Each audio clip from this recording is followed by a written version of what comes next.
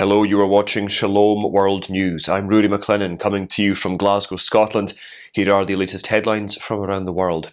The Islamic State group has claimed responsibility for the twin bombings in Iran, targeting a gathering marking the death anniversary of Iranian General Qasem Soleimani. The attack in Kerman, located in southern Iran, resulted in 84 deaths and numerous injuries. The claim by IS was made through its Telegram channels, with the group subsequently releasing an image of two masked men who it said were responsible for the bombings. The recent attack coincides with increased regional tensions, during which Saleh al-Aruri, who was the deputy leader of the Iran-backed Palestinian group Hamas, was killed in a suspected Israeli drone strike in Lebanon. The regional tensions were sparked by a cross-border attack by Hamas gunmen on southern Israel on the 7th of October, in which 1,200 people were killed, most of them civilians, and about 240 others taken hostage. According to the Hamas-run Gaza Health Ministry, more than 22,000 people have been killed by Israel in Gaza since then. Israeli Defence Minister Yoav Gallant has presented a plan for the future governance of Gaza, proposing limited Palestinian rule, with Israel retaining overall security control. Under the four-corner plan, a multinational force would handle the reconstruction of the region, with Egypt having an as-of-yet unspecified role. Palestinians would be responsible for local administration, with a condition of no hostile actions against the State of Israel. The plan, however, may face opposition from Palestinian leaders, and the situation remains tense, with fighting ongoing. The Hamas-run health ministry in Gaza said that at least 125 people were reported killed in the past 24 hours, including 9 children, with the deaths being attributed to Israeli airstrikes in the designated safe space of al-Mawasi. Meanwhile, thousands of people gathered in Lebanon's capital, Beirut, for the funeral of Saleh al-Aruri, the Hamas leader reportedly assassinated in a suspected Israeli attack. Myanmar's military government, led by Senior General Aung Hlaing, has announced the release of nearly 10,000 prisoners on the 76th anniversary of the country's independence from British control. However, the amnesty seemed to disproportionately exclude political detainees who opposed rule by the military. The pardons are expected to be carried out over several days.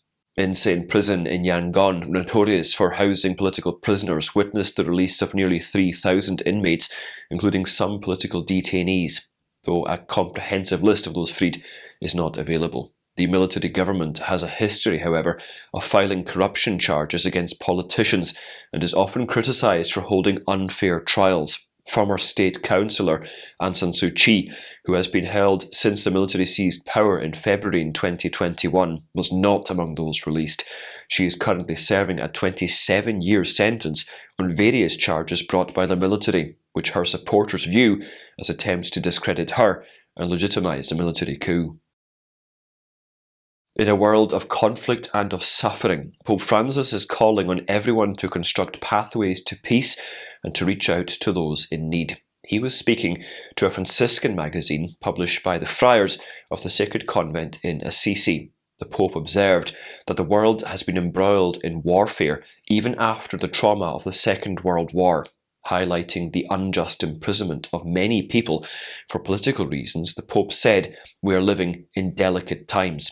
His Holiness also remembered Franciscan founder St. Francis of Assisi as a special saint who imitated Christ in a special way.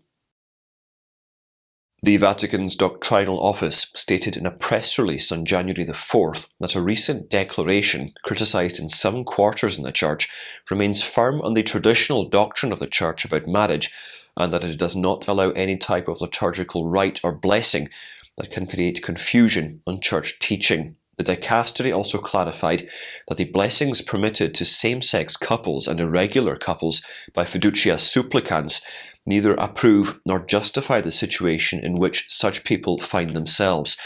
They also said that it is only in the context of marriage between a man and a woman that sexual relations find their natural, proper, and fully human meaning. The press release also noted that it is the responsibility of each bishop to determine the local application of the document, the response to which prompted the Vatican to issue a clarification. The Seek 24 Catholic Conference in downtown St. Louis attracted a record crowd of college students, priests, and of religious. The upcoming 2025 meeting in Salt Lake City, Utah next year is also already generating significant anticipation. Hosted by the Fellowship of Catholic University Students, also known as FOCUS, the conference featured opportunities for Mass, confession, and Eucharistic adoration, as well as presentations and discussions about the Catholic faith led by well-known speakers. Eucharistic adoration on Wednesday night drew nearly 24,000 people, with this year's conference seeing a 28% increase in attendance from the previous year. The week-long event concluded on Friday morning with a final Mass. Bishop Peter Xiaozhumin of Wenzhou in China has once again been detained by authorities who have indicated that his custody is expected to be prolonged. Despite being recognized by the Vatican, the Chinese government does not acknowledge Bishop Zhao as a bishop. The bishop has a history of repeated arrests, often timed before significant Catholic celebrations, to prevent his participation in local festivities in China. He was told to prepare clothing for all seasons of the year, suggesting an extended period of custody. Meanwhile, in order to reshape the narrative surrounding the Xinjiang region and accusations of serious human rights abuses, China is orchestrating guided media tours for diplomats and for journalists. Under the directive of Chinese President Xi Jinping, at least 5 such tours occurred last year. China's treatment of Uyghur people in Xinjiang has faced global criticism, with several countries labelling it as genocide. Economic restrictions on Xinjiang goods have also been widely imposed due to evidence of forced labour. The Texas Catholic Conference of Bishops praised the U.S. Fifth Circuit Court of Appeals decision on January the 2nd to uphold the permanent injunction of a Department of Health and Human Services guidance issued last summer. In its ruling on the state of Texas versus Becerra, the court determined that the Emergency Medical Treatment and Labour Act does not mandate emergency room physicians to perform abortions. Stating that they celebrate the court decision, the Texas bishops said in a release on January the 3rd that the court's ruling confirms that the attempt to mandate abortions violates both the Texas Human Life Protection Act and the principles of the Catholic ethical and religious directives for healthcare. The American Bible Society has appointed Dr. Jennifer Holleran as its new Chief Executive Officer and President. Dr. Holleran becomes the first woman to hold the posts in the organisation's 2-centuries-long history. She had previously worked for Wycliffe Bible Translators USA in several capacities, including Chief Operating Officer, and will assume her new position on the 1st of March. ABS Board Chair Catherine Barnhart said the new CEO brings a unique combination of professional experience, servant leadership mentality, and deep passion for the Bible. Dr. Holleran has been chosen at a time when the ABS's annual State of the Bible report has revealed a sharp fall in Bible engagement in the United States. The historic pilgrim centre of Santiago de Compostela in Galicia in northwestern Spain has been witnessing a record number of pilgrims. Last year, more than 446,000 pilgrims visited the shrine to venerate the relics of the Apostle St. James the Great. According to statistics published by the Pilgrims Office, almost 200,000 pilgrims came from Spain alone, mainly from the southern region of Andalusia. Over 32,000 pilgrims came from the United States, with over 20,000 coming from Italy and from Germany, respectively. Other top countries included Portugal, France, the United Kingdom, Mexico, South Korea, the Republic of Ireland, Australia, and Canada. The faith-based, low-budget movie Sound of Freedom turned out to be one of the top 10 grossing films of 2023 in the United States. The film is on the number 10 spot on the annual list of the top grossing films released by BoxOfficeMojo.com, with a total box office of over $184 million. It outperformed some big names like Taylor Swift The Eras Tour and Indiana Jones and the Dial of Destiny. Sound of Freedom, starring Jim Caviezel and Mira Sorvino, is based on the true story of former Homeland Security agent Tim Ballard, who sets out on a mission to rescue hundreds of children from sex traffickers in the Colombian jungle.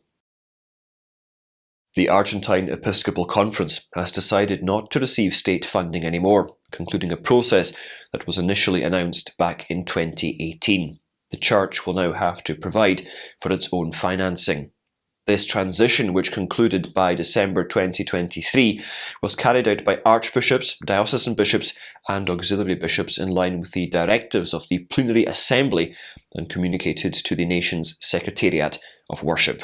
The decision of the bishops to renounce state funding signifies a decisive move towards increased autonomy from political power in the country. And those are your latest headlines. Do join us again next time for more. And do remember, you can always visit swnews.org for more updates. Shalom.